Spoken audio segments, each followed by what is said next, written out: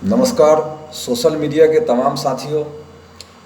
और आगे की वीडियो के लिए मैं वीडियो रिलीज करने के लिए मैं प्रेरित हुआ और फील्ड से एक कमेंटमेंट आया दो हमारे एचएससी बड़ौदा साथियों का जो सेफ्टी ऑफिसर होते हैं।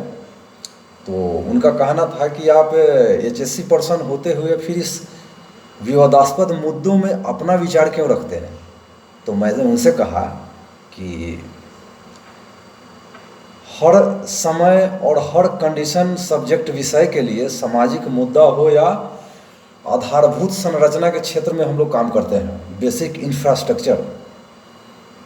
तो आधारभूत संरचना में जब हम हीरा, एसओपी, डब्ल्यूपीआरए, जेएसए, आप लोग भली भांति समझ रहे हैं, तो इसके बिना हम वर्क परमिट इशू नहीं होने देते। तो फिर रिश्तों में हीरा, एसओपी, डब्ल्यूपीआरए, जेएसए क्यों नहीं? ये बड़ा क्रिटिकल बात है। तो ये बात के लिए मैं प्रेरित हुआ कि जो हमारा हिंदू मैरिज एक्ट अधिनियम है, तो हिंदू मैरिज एक्ट अधिनियम में समय समय पर काफ़ी उसमें बदलाव किए गए हैं। आईपीसी सेक्शन 495 कहता है कि वह विवाहिक संबंध के अलावा भी मतलब एक्स्ट्रा मैट्रिमोनियल अफेयर्स जिसको बोलते हैं, तो विवाह के अलावा भी लिव इन रिलेशनशिप जैसे मतलब शब्द को इसमें जोड़ दिया गया कि रह सकते हैं। तो रह सकते हैं तो इसका प्रोसीजर क्या है, इसमें क्या मतलब लाभ मिलेगा? तो कानून ये भी कहता है कि लिव इन रिलेशनशिप या एक्स्ट्रा मैट्रिमोनियल अफेयर्स में रहने के संबंध में अनेक प्रावधान हैं।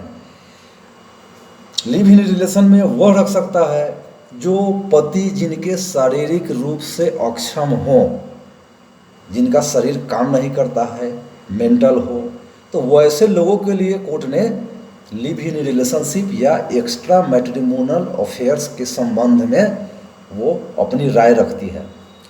तो इसमें कहा गया है कि ये राय ये सुप्रीम कोर्ट का है, नहीं ये राज्य की स्टेट की असेंबली विधानसभा इस पर कानून नहीं है, वो कानून नहीं बना है और नहीं देश की लोकसभा पर इस तरह का कोई कानून बना है। यानी ये अनुच्छेद जो जोड़ा गया है, ये अनुच्छेद सुप्रीम कोर्ट का अपना रीट पिटीशन, जिसमें लोग जनहित याचिका दायर करते हैं, तो इस जनहित याचिका के ऊपर सुप्रीम कोर्ट ने फैसला दिया था। तो 495 आईपीसी सेक्शन जो भारतीय संविधान की धारा कहते हैं, तो इसमें जोड़ दिया गया। तो ये अपने आप में एक बहुत ही विवादास्पद हम समझते हैं, क्योंकि शादी के 10 साल बाद, 12 साल बाद अगर ऐसा तलाक की केसें जब अदालतों में जब आती है, तो सवाल उठता है कि उंगली किस पर उठता है? 495 सेक्शन। तो 495 सेक्शन का ही ये बिगड़ा रूप है कि शादी के 10 साल बाद, 12 साल बाद, 15 साल बाद भी तलाक की अर्जी कोर्ट में दाखिल हो जाते हैं।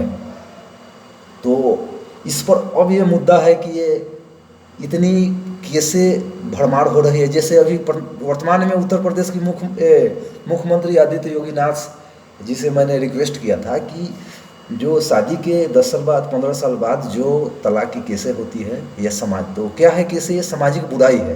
तो इस सामाजिक बुराई को मिटाने के लिए राज्य की असेंबली, विधानसभा या लोकसभा कानून पारित कर सकती है, एक बिल ला करके इस बुराई को अंत कर सकती है। इस पर कानून बना सकती है कि 10 साल, 12 साल के बाद जो भी अगर तलाक की केसें जाती है कोर्ट में, तो उसको एक प्रावधान बनाया जाए।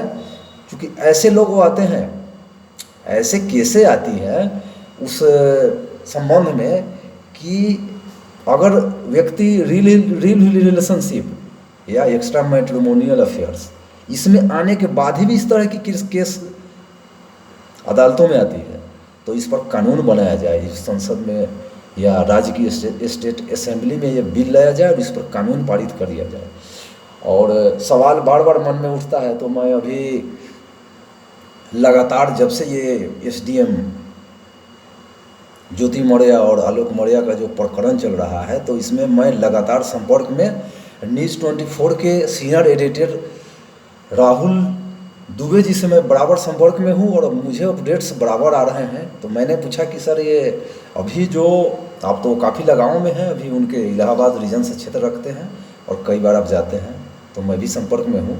तो क्या मतलब अभी इस तरह का क्या मूड है? अभी तो अदालतों में ये केस चल रही है, तो क्या लगता है कि ज्योति मैडम इस केस में वो अपने परिवार के साथ विड्रॉल कर लेगी, आलोक के साथ समझौता करके आना चाहेंगी? तो उनका कहना था कि प्रयास तो हम लोग कर रहे हैं, पर ये बड़ा अजीब है, मुमकिन नहीं है। ये ठीक है, मुमकिन नहीं है, लेकिन पूरे भारतवर्ष की निगाहें इस एसडीएम अधिकारी और आलोक मौर्य के ऊपर टिका है कि ये सामाजिक बुराई का पहला कदम जो ये परिवार रखा। ऐसा नहीं है कि इस परिवार में ये मतलब पुरुष प्रधान परिवार अभी तक कहा गया है, लेकिन अब नारी प्रधान परिवार की ओर ये मुद्दा अग्रसरित हो रहा है और ये आगे चलने की कगार पर है। तो मैं यही कहना चाहूँगा अपने साथियों से कि सामाजिक मुद्दा हो या देश की मुद्दा हो या किसानों की मुद्दा हो या हमारे जो आधारभूत संरचना बेसिक इंफ्रास्ट्रक्चर क्षेत्र में काम करने वाले इंजीनियर, सुपरवाइजर्स, वर्कर्स जितने होते हैं, तो उनको सेफ यानी वर्क के लिए जो हम लोग प्रोसीजर पूरा करते हैं, एसओपी है, हीरा है, रिस्क असेसमेंट है, हजार्ड एनालिसिस, जो जेएसए, ये तमाम ऐसे प्रोसीजर जो हम लोग लागू करते हैं, तो रिश्तों में हीरा क्यों नहीं, रिश्तों में रिस्क असेसमेंट क्यों नहीं? तो इसी संदर्भ में हमने अभी बात किया। अगर ये बात अच्छा लगे तो लाइक और शेयर ज़रूर करें, और नेक्स्ट वीडियो के लिए तब तक के लिए नमस्कार।